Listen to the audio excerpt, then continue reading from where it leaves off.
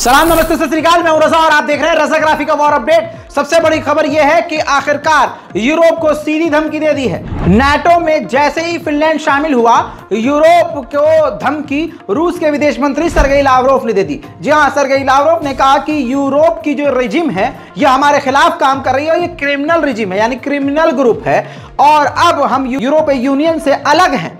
और जिस तरह से फिनलैंड को शामिल किया गया है और हमारे खिलाफ कदम उठाया जा रहा है, अब रशिया यानी मॉस्को यूरोपीय यूनियन से सख्ती से पेश आएगा।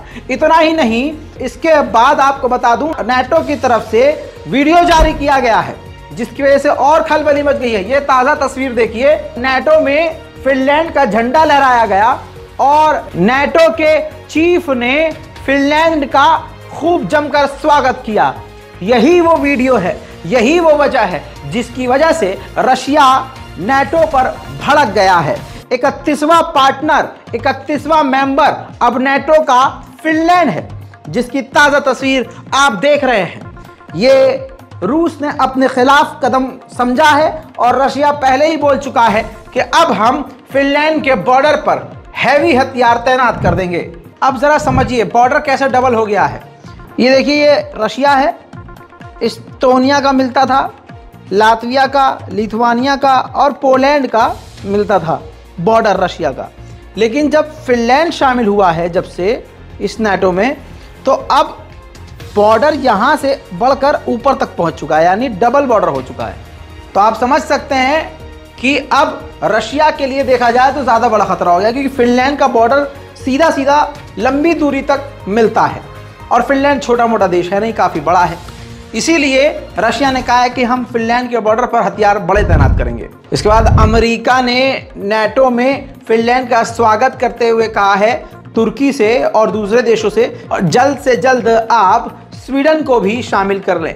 हंगरी और तुर्की से स्पेशली बाइडेन ने रिक्वेस्ट की है स्वीडन को भी शामिल करें नाटो में। उधर देखिए, जर्मनी के वाइस चांसलर यूक्रेन पहुंचे और उन्होंने ज़ेलेंस्की से मुलाकात करते हुए अपने पूरे देश के हथियार देने के बावजूद ज़ेलेंस्की से ये कहा कि मैं आपसे माफ़ी चाहूँगा, हमें पूरा इस चीज़ का दुख है कि हमने आपको हथियार देने में इतना समय लगाया।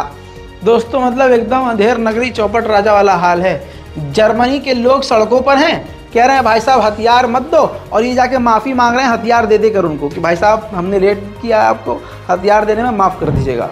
बड़ी खबर ये भी है कि नाटो में शामिल होने के लिए यूक्रेन ने भी एप्लीकेशन नाटो को दी हुई है, लेकिन मेन बात यह है कि नाटो एप्लीकेशन को पूरी तरह से इग्नोर कर रहा है।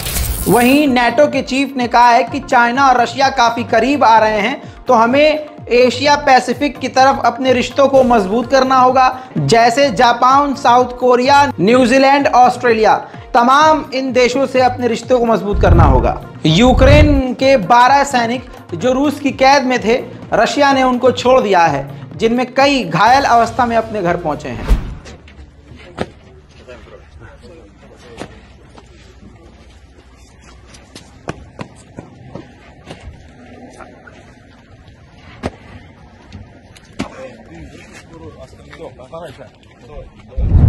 इसके अलावा रूस में कैफे में धमाका हुआ था, उसमें महिला एक गिरफ्तार हुई है। ये देखिए, इस महिला को, ये कोर्ट का एक्सक्लूसिव वीडियो है, रूस की कोर्ट में इसको पेश किया गया है और नाम इनका दारिया है। जी हाँ, दारिया तेरेपोवा। जी हाँ, ये पूरी तरह से कहा जा रहा है डिस्टर्ब हैं, अभी इनसे पूछताछ ज़्यादा नहीं की गई है, लेकिन ये कोर्ट का वीडियो है। इसके बाद इनको रिमांड पे भेजा गया है। वहीं अमेरिका के पूर्व फॉरेन मिनिस्टर पहुंचे हैं यूक्रेन। ये देखिए, यूक्रेन में जाकर उन्होंने ज़ेलेंस्की से मुलाकात करी है। अमेरिका की पक्ष की पार्टी हो या विपक्ष की पार्टी हो, सब के सब यूक्रेन के समर्थन में आगे आ रहे हैं। उधर रशिया के सुखोई 25 ने यूक्रेन पर बड़े हमले किए।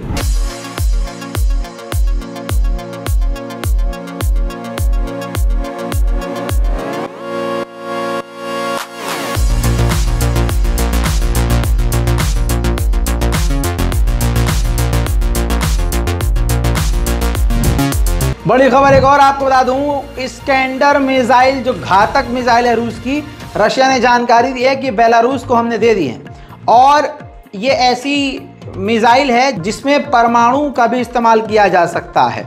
उधर बेलारूस ने भी परमाणु मिसाइल दागने की ट्रेनिंग और परमाणु हमले से बचने की ट्रेनिंग शुरू कर दी है। रूस की कमिश्नर फॉर चिल्ड्रन राइट्स ने जो बात कही है, अस्तगफुरुल्लाह, अस्तगफुरुल्लाह, आप ही देखिए भैया, हमारा तो रोज़ा है। बहरहाल रूस की इन मोहतरमा जो बच्चों पर ध्यान देने वाली संस्था है, उसकी जो कमिश्नर हैं, उन्होंने कहा है कि जो आईसीसी इंटरनेशनल क्रिमिनल कोर्ट ने इल्ज़ाम यूक्रेन के कहने पर लगाया है, हम यूक्रेन के बच्चों को किडनैप कर रहे हैं, ये सरासर गलत है।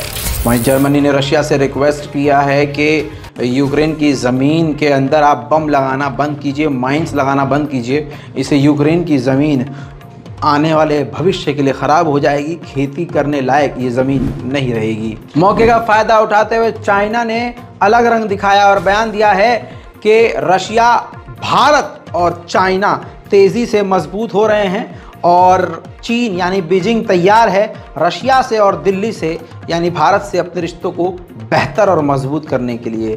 दोस्तों, चीन की बातों में मत आइएगा, ये अभी एकदम अरुणाचल प्रदेश में 11 अलग अलग गाँवों को और जगहों को अपने नाम करके यानी उसको रीनेम करके योगी जी के स्टाइल में अपना बना चुका है। वही दोस्तों, एक कहानी में ट्विस्ट आया है, बहुत बेहतरीन मोड़ है।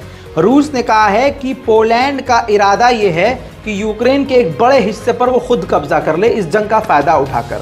वहीं वेस्ट के देश जॉर्जिया को भी उकसा रहे हैं हमारे खिलाफ, ताकि वो जंग में यूक्रेन की तरह हमसे सीधा टकरा जाए। उधर यूक्रेन ने जानकारी दी कि हमारे ऊपर 17 ड्रोन से हमला हुआ, जिनमें से 14 ड्रोन्स को हमने मार गिराया। लेकिन दोस्तों, जितने ड्रोन्स गिरे उन्होंने बड़ा नुकसान यूक्रेन का किया। आइए वो तबाही देखते हैं।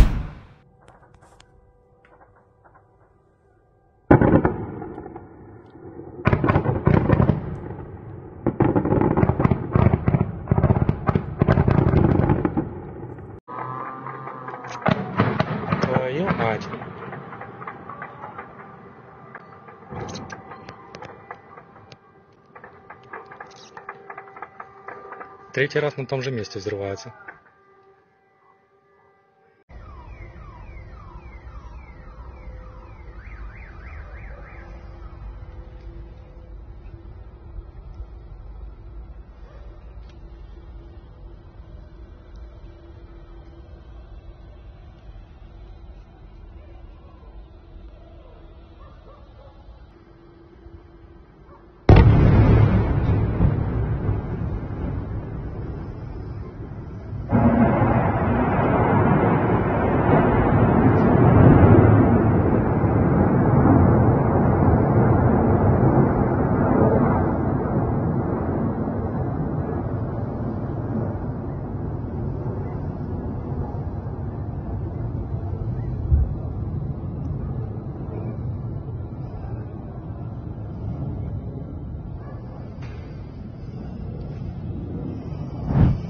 भारत में दूसरे नंबर का बैंक जो माना जाता है बैंक ऑफ बड़ौदा है, वो रूस पर लगी हुई पाबंदियों को मानने के लिए तैयार हो गया है।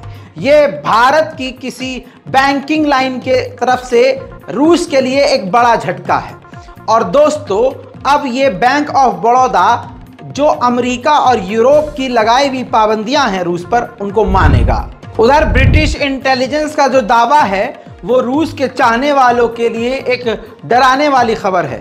ब्रिटिश इंटेलिजेंस ने दावा किया है कि रशिया एक प्राइवेट लड़ाकू ग्रुप को ढूंढ रहा है ताकि उसे वैगनर ग्रुप की जगह रख सके, वैगनर से रिप्लेस कर सके। अब ऐसे में कहा जा रहा है कि वैगनर ग्रुप की रूस के अधिकारियों से और रूस की सरकार से बन नहीं रही। अब सच्चाई क्या है, चंद रोज बाद ही इस बात का खुलासा होगा। वहीं रूस के Mi-28 हेलीकॉप्टर ने यूक्रेन के ठिकानों पर जमकर हमले किए।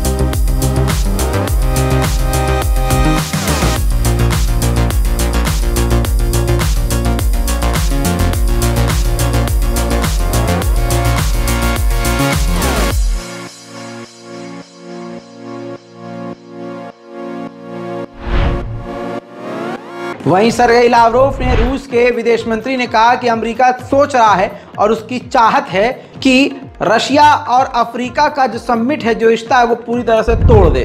वहीं दोस्तों एक अजीबोगरीब खबर आई है। ये ट्रक देखिए, अनाज से भरे हुए हैं ये ट्रक, और यूक्रेन की सरजमीन से ये रूस के ट्रक अनाज चुरा कर ले जा रहे हैं भारी मात्रा में। गलत बात है। बहरहाल आगे बढ़ते हैं।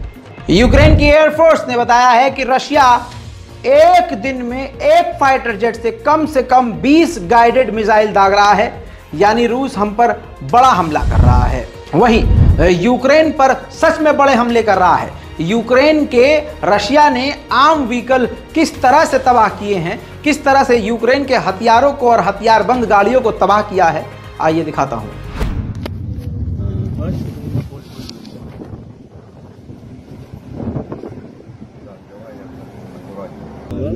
Жора, ти подивись туди, всі стоять нахуй.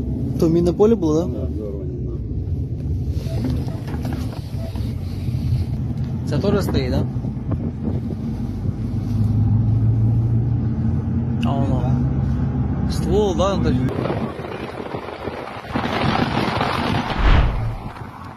उधर यूक्रेन के टैंक पर ईरानी सुसाइड ड्रोन का इस्तेमाल करके यूक्रेन के टैंक को रशिया ने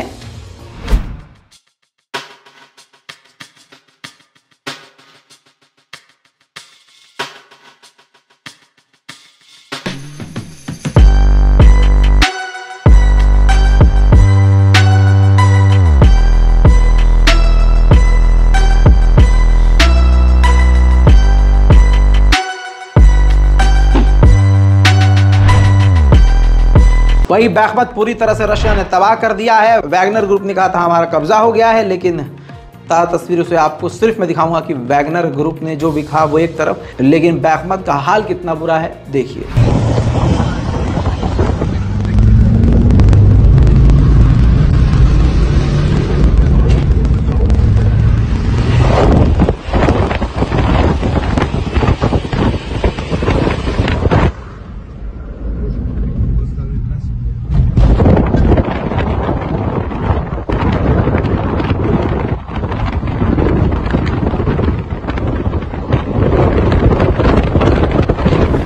यूक्रेन के वोल्दार के इलाके में रशिया ने अपने हथियार छुपा कर रखे थे।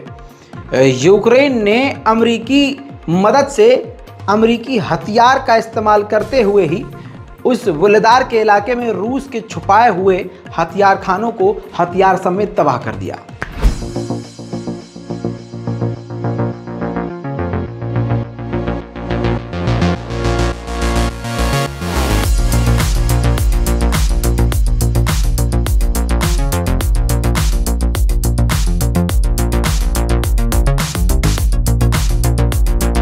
वहीं यूक्रेन ने जो क्रीमिया का ब्रिज उड़ाया था, उसका टाइम लैप्स वीडियो दिखा रहा हूं, रशिया ने जारी किया है।